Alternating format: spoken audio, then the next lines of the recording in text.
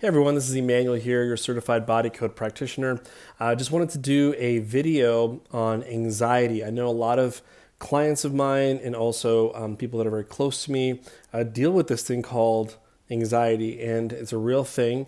In fact, I read in a book recently, I'm trying to remember what it was called, but basically it had something to do with like depression and anxiety are like twin brothers or twin sisters, that as soon as you feel depression, you may also feel anxiety. Anxiety also causes depression. They kind of come together. It's almost like they're not, in the more modern world, they're not even considering them separate. And which you'll see why I'm mentioning this. But one of the things that's very classic to do is to go to a therapist and to be able to share and to vent, which has been a very methodical way for many, many years. And I honor the journey of how to heal the emotional body from a person and what we've come to so far. But where things are now going from VHS to streaming, there's kind of new models coming up. And energy medicine, in my opinion, has the best model to add on top of therapy, or to get rid of therapy all in itself. Just because I've heard some clients say that 1 year of energy healing on a weekly basis is almost like 10 years of therapy.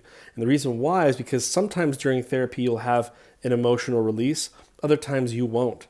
And that's kind of the problem. You've heard that saying, or maybe you've heard this story where a couple comes together, they go to marriage counseling, and as they're going to marriage counseling, they realize that the most toxic conversation they had was when they left marriage counseling and went into their car, and in the car was the most highest disputation between each other. And so what causes that is because the therapist that means very well is spiking up their emotional energies. These energies are surfacing on their skin, and they're getting triggered, they're getting stressed, they're getting anxiety. And then to leave them like that and to have them leave the door and go home, I feel like in the future, and you can mark my words on this, is that they'll have more therapists working with body code practitioners in the future. That after a session is done, maybe like an hour session, the second 30 minutes or an hour afterwards, we'll be working on both clients, releasing any energies that came up during this release and talking that was given in the first hour. And then they don't have those energies bubbling in their body, and that fight doesn't happen. It saves the contention that typically happens when you leave that. So anyway, in regards to anxiety, so we have to understand that a lot of the energies I'm about to mention to you are from the body code chart, which is created by Dr. Bradley Nelson. I didn't make this up. Dr. Bradley Nelson created this. And it's not even that he created it. It's more like he received the information. He downloaded it. There's many ways to kind of talk about it. Resurfaced it is another good one to do. In my opinion, most information that's enlightened that comes into charts are usually from the Akashic records, but that's a whole nother seminar. But to be able to be a tool in these days and to be able to disseminate the information from the Akashic records and to provide it for people, for everyone to have. You can have this app yourself, but a lot of people hire me or other body code practitioners to get this work done. And but I want to give you guys real quick 10 different things that can be causing you anxiety. So if you have a pen, you have a little paper, just maybe take some notes. Maybe you don't have to take some notes. My mentor once told me that he'd rather trust a small pencil than a long-term memory. So the first thing is this is chords. So chords, C-O-R-D-S, chords. Now, you could be corded to someone, and this is causing some issues. The reason why is typically when we are friends with other people, we connect with people, a cord will be created either from the opposite party or from yourself, okay? Now, at first, it may be a heart-to-heart cord, which is great. You're sending positive feelings towards them. But what happens in relationships? In every relationship, I don't care who you are, there's going to be some tectonic plates moving up and down. Someone's going to get mad. Someone's going to get sad. Someone's going to get angry. Something always happens, right? So then the cord may move to the gut area. In that case, most of the trapped emotions that we create, these little spheres of energy of emotion, are created in the gut area, liver, stomach, small intestine, colon, all these different areas. So this cord is now sending messages or sending emotions to your other person there, and they're feeling your emotions from afar. You want to write these two words down. Emotional sovereignty. Okay, that's the goal for 2025, emotional sovereignty. You want to have peace, not be connected to anyone, not even your partner. You don't want to, your partner may have a really bad day. In order for you to save them or to help them out, you may not want to be corded to them because now you're feeling their energies from afar and it's draining you. And then it's harder for you to pick them up. You probably get annoyed at them more than anything. So you may have a lot of cords with many people. This may be causing you anxiety, number one. Number two, there's these things called idea intolerances, okay? So idea intolerances is, and there's dozens of them, like 60 or 80 of them. There's a whole chart that I have to kind of muscle test through. So I'm working with people long distance and I'm asking, what is causing you anxiety? If it leads me to the chart where it says idea intolerances, then it means that as soon as you tap into an idea, then you may feel anxiousness, overwhelmed, stressed. You might get a headache. You might feel tired all of a sudden. I remember one time my wife and I, we were going back to her hometown, Layton area, and she was like sinking in her seat. Like I was just driving and all of a sudden I looked at her. It's almost like the chair was swallowing her, or the seat, the passenger seat. And I was looking over her real quick and I was like, that's weird. Like, why is she like kind of sinking into her seat?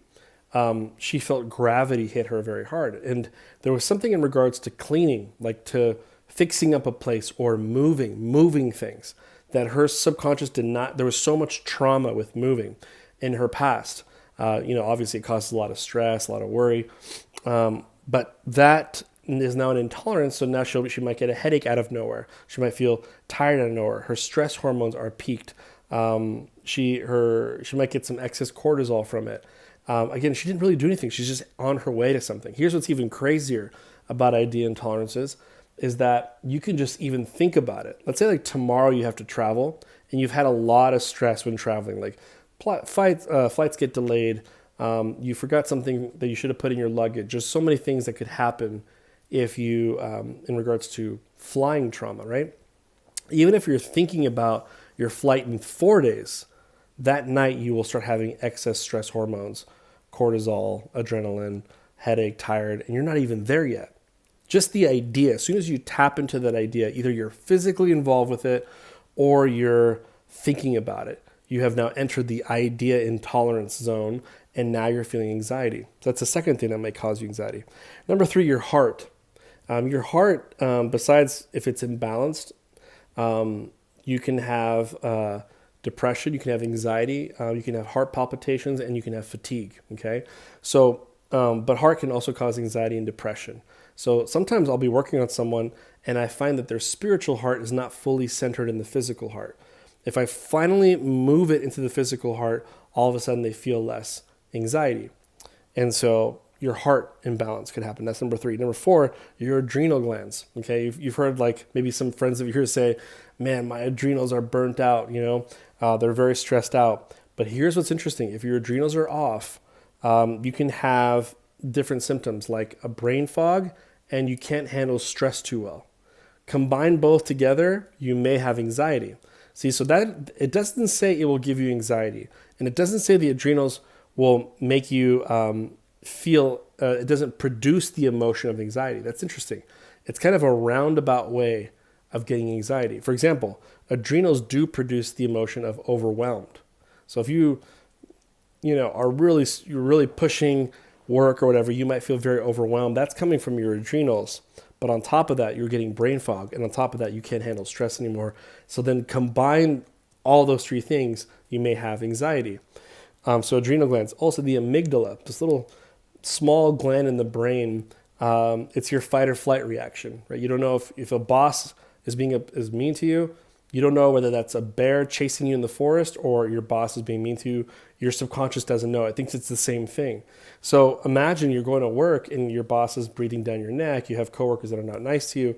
Your amygdala is in constant fight or flight reaction, and that may also be causing you anxiety. Number 6, sympathetic nervous system and parasympathetic nervous system. So we have these different nervous systems. Sympathetic is also kind of a form of the fight or flight. When your amygdala is not doing well, your sympathetic system might be on fire, which is your, again, fight or flight. Your digestion goes slow. Everything kind of shuts down a little bit because your body's trying trying to fly away or trying to fight or fly away. So it's like it's kind of shutting everything off. Now, the parasympathetic nervous system is what I call like your coolant. It kind of cools your nervous system down to kind of come back to homeostasis. Here's the problem. What if your sympathetic nervous system is imbalanced? Or even worse, what if your parasympathetic nervous system isn't cooling down your sympathetic nervous system? That could be an issue too. Number 7, post-hypnotic suggestions. You might say, what the heck is that? When you listen to music all the time, a good one that comes to mind is Nirvana. Like in Nirvana album is In Utero, track 6. Okay, I used to be a Nirvana fan, so track 6 was Dumb. So, and the last few sentences when he's singing is I think I'm dumb, I think I'm dumb, I think I'm dumb. And if you like that music and you're really into it, first of all, you're in theta state. So theta state is when you're watching TV, and hypnotherapist knows that I'm a hypnotherapist. When you go watch TV or you just wake up or you're listening to music, your body goes into a different state. It goes into theta state. It's a very hypnotizing programming state. And if you listen to someone say something over and over again, like a broken record, and Kurt Cobain was famous for that. Of all the rock stars, Kurt Cobain specifically was very good at repeating the chorus 4, 5, 6, 7 times. And it's very simple and straight to the point. But if it's negative, then you may start believing that and you may think you're dumb.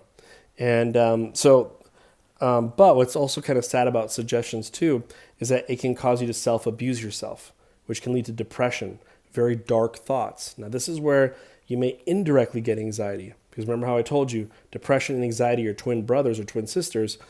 Through depression, you might feel some anxiety. Number 8, you might have an image in your mind, like a photo. Okay, so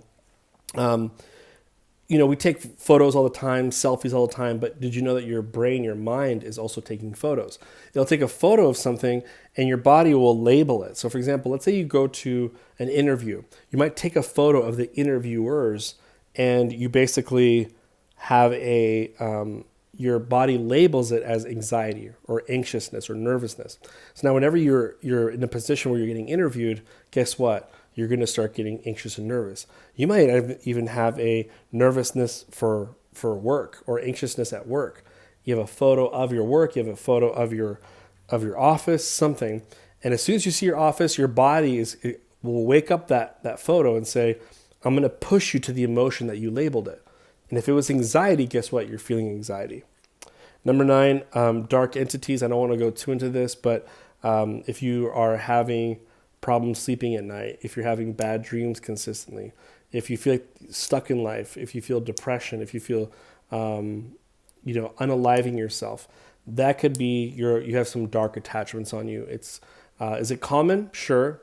Most people don't even know they have them on them because they've gotten used to those feelings. But again, this is an indirect way to get anxiety because you're hitting depression first, and then maybe you might feel anxiety as well. So, and number 10, what's really interesting is, have you ever been to a home where it just feels something's off, right? You might say, what is that? Well, there's 2 things. There could be an entity in the house, which a spirit that hasn't gone to the light yet because maybe it's attached to this home for some reason, okay? Or it might be, which is more common, is the person that lived there before, the family that lived there before, are exuding emotions all the time. These spheres of energy are leaving their body and they go to the walls, and then the walls are absorbing them. So, and then being in these walls, you just feel anxious and nervous because maybe they felt anxious and nervous as well. So I'm going to go through the list again of 10 reasons by using the body code chart that if you really want to get down to the nitty gritty of anxiety. If you notice, I didn't say something like chemical imbalance. Why is that? Because there is no testing of chemical imbalance. This is one of the biggest lies that the medical profession has given to us, is that you have a chemical imbalance. And the reason why they do that is because they have a forever procedure for you.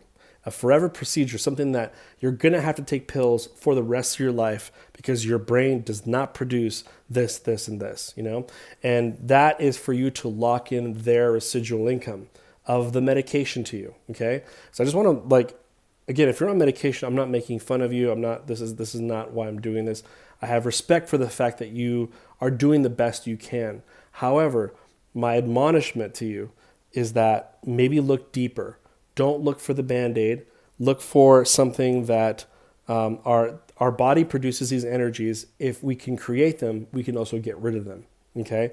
I'm also not recommending you to go off your medication just because you're watching this video. Say, I'm going to go to a body code practitioner, forget my medication. A practitioner should never tell you to stop using your medication. It's illegal to do that. Okay. So, I'm not promoting that. I am promoting though, however, do meet with a body code practitioner, whether it's me or someone else, and start looking into these different things. Cords, idea intolerances, ideas that make you stress out. Your heart might be imbalanced. Your adrenal glands may feel very overwhelmed and you might feel anxious. You have brain fog. You can't focus. You can't handle stress too well. That may be also causing you anxiety. Your amygdala, your fight or flight gland in your brain may be off. Your sympathetic nervous system and parasympathetic, there's something's in balance where you don't have enough coolant, or this one's way too active. Number 7, post-hypnotic suggestion. Maybe someone hypnotized these thoughts into your mind, which then leads to depression, which is a backdoor for anxiety. Maybe you have some photos in your mind. Maybe you've taken some snapshots, some selfies, some photos of certain things that put you in a certain state. If you remove that image, you'll have less anxiety. Maybe you labeled it as anxiety. Dark entities as well, which I explained to you, it could be these things on the other side that are causing depression in your body, which is also a backdoor for anxiety. And then also walls in your home. Has anyone cleared your house? And I did this for a lady recently, and her daughter noticed literally a night and day difference and said, our apartment feels so much better. I've felt so much peace, so much hope.